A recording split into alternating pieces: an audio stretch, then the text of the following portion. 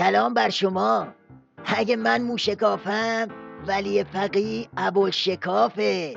روزی نیست که یکی از این شکافای این رژیم شترگاف پلنگ بیرون نزنه و یه رسوایی به کلکسیون رسوایی‌های آخوندا اضافه نشه. ببینید کار جنگ و دعواهای باندی به کجا کشیده که حالا دیگه علنا به پنبه‌زنی هسته‌ای رو آوردن.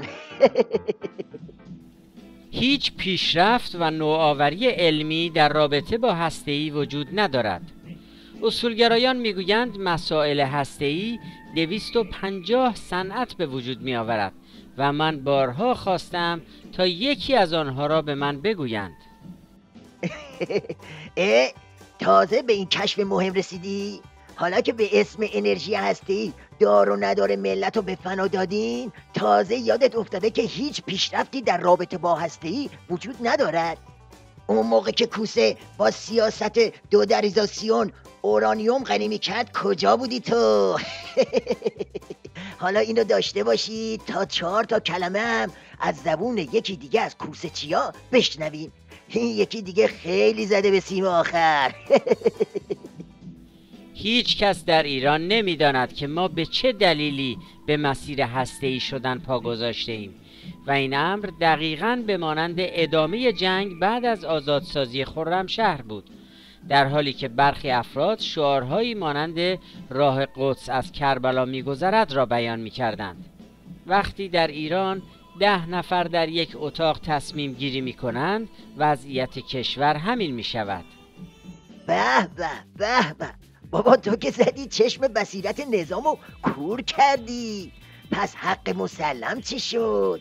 بعد ما تازه فکر میکردیم تو این داستان قرار فقط زیرا به هسته‌ای رو بزنید، نگو واسه آش و لاش کردن دفاع مقمپز و امام گور به گوریت هم نقشه دارید. مثل این که یادت رفته اون که میخواست از کربلا بره قدس امام لعنتیت بود. ما امروز هم در رأس تمام مسائلمون جنگ است. اگر یک روز غفلت بکنیم حمله خواهد کرد بر ما و همه چیز ما را از بین خواهد برد. حالا که تا اینجا اومدیم یه چشمه از وحشت این مهرای جام زهری رو هم ببینیم. ما مثل کپک سرمان را زیر برف کرده ایم، ولی غرب با کمک عکسبرداری‌های هوایی و اقدامات سازمان مجاهدین خلق سر به زنگاه علیه ایران وارد عمل شدند.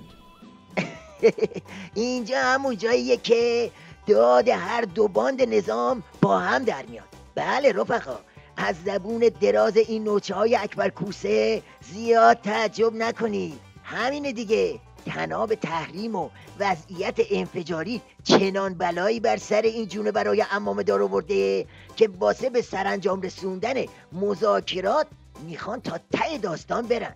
از اون طرف علی گدا که به این سادگی ها از اتم دل نمیکنه، مگه میکنه؟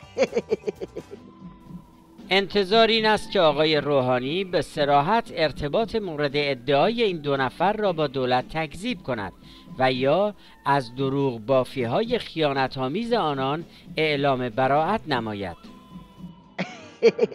بفرمایید، اینم از نتیجه افاضات کوسه چیا. حالا از این به بعد باید منتظر بود و باقی ماجراهای گرگ دعوا تو نظام ولایت رو به قول خودشون رصد کرد. اوضاع از هر طرف که به چرخه این جسم ناقص ولایت که داره زیر و دست پای این باند و اون باند له و لورده میشه.